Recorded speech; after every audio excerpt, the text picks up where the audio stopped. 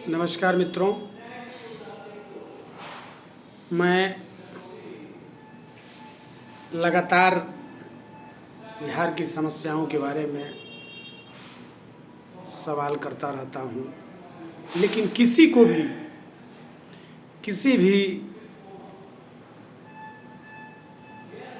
बिहार वासियों को, समाज के किसी भी तबके को न शिक्षा की चिंता है, न स्वास्थ्य की चिंता है, न बेरोजगारी की चिंता है, न कमीशनखोरी की चिंता है। केवल सिर्फ सभी लोग क्षणिक और निजी स्वार्थ में लगे हुए हैं। किसी से कोई मतलब नहीं है। ऐसे कहीं देश चलता है, ऐसे कहीं राज्य चलता है। लेकिन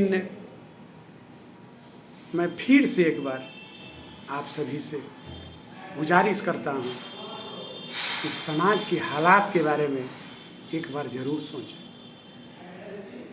कहीं लोग भूखमरी से पूरा परिवार आत्महत्या कर लेता है, कहीं किसी सरकारी अस्पताल में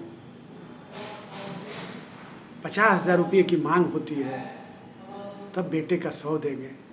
उस माँ बाप पर क्या गुजर रही होगी जिसका बेटा मर गया, आर्थिक रूप से कमज़ोर है, उसके बाद भी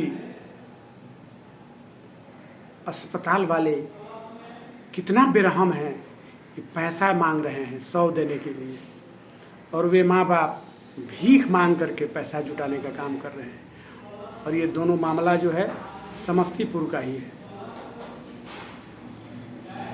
इसकी जितनी निंदा की जाए वह कम है। और सरकार के आला अधिकारी, सरकार के मंत्री, सरकार का कोई प्रतिनिधि कुछ भी बोलने को तैयार नहीं है, और हम और आप क्षणिक और निजी स्वार्थ में मस्त हैं।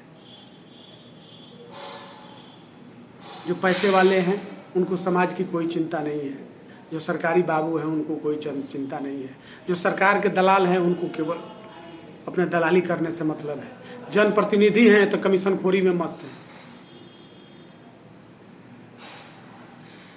समाज के जिसको रीढ़ कहा जाता है, वे लोग जाएं तो कहाँ जाएं। उनको देखने वाला, उनके बारे में बोलने वाला कोई नहीं है। बहुत ही दर्दनाक पीड़ा है, इसकी बयान नहीं की जा सकती। मैं तो इसकी घोर निंदा करता हूँ और समाज के सभी तबके के लोगों से हाथ जोड़ करके प्रार्थना करता हूँ कि हे भगवान, आप सभी को सद्बुद्धि दें, ताकि आने वाला समय हमारे और आपके समाज के लिए कष्टकारक नहीं हो, सबका वर्तमान और भविष्य सुंदर हो। और यह तभी हो सकता है जब हम क्षणिक और निजी स्वार्थ त्याग करके और कदम में कदम मिला करके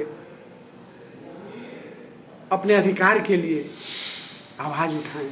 तभी सबका भला हो सकता है, तभी सबका साथ और सबका विकास हो सकता है। नहीं तो केवल कागज में सबका साथ और सबका विकास कहीं से संभव नहीं है।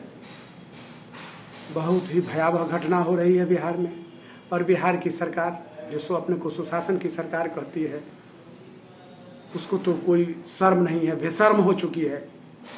माननीय नीतीश कुमार जी को स्वयं गद्दी छोड़ देना चाहिए और किसी होनहार के हाथे इस बिहार की बागडोर सौंप देना चाहिए। लेकिन उनको गद्दी से इतना प्रेम है कि वो गद्दी छोड़ने को तैयार नहीं है, और बिहार की जनता करा रही है। त्रस्त है, महंगाई से त्रस्त है, आर्थिक तंगी से त्रस्त है, बेरोजगारी से त्रस्त है, अपराध से त्रस्त है, लूट खसोट से त्रस्त है, लेकिन कोई कुछ बोलने को तैयार नहीं है। ये बात कहने के पहले मैं क्या कहूँ, आँख से आंसू आ जा रहा है, लेकिन अपने को काबू में रख करके और ये बात मैं बोल रहा हूँ। बहुत ही भयानक पीड़ा है, और रोज ये घटना हो रही है। बिहार की स्थिति, खासकर शिक्षा और स्वास्थ्य की स्थिति इतनी बदतर हो चली है कि कहने की ज़रूरत ही नहीं है। और बिहार के गांव में होनहारों की कमी नहीं है, एक से एक होनहार है, लेकिन ज़रूरत है उसको पहचान करके तराशने की।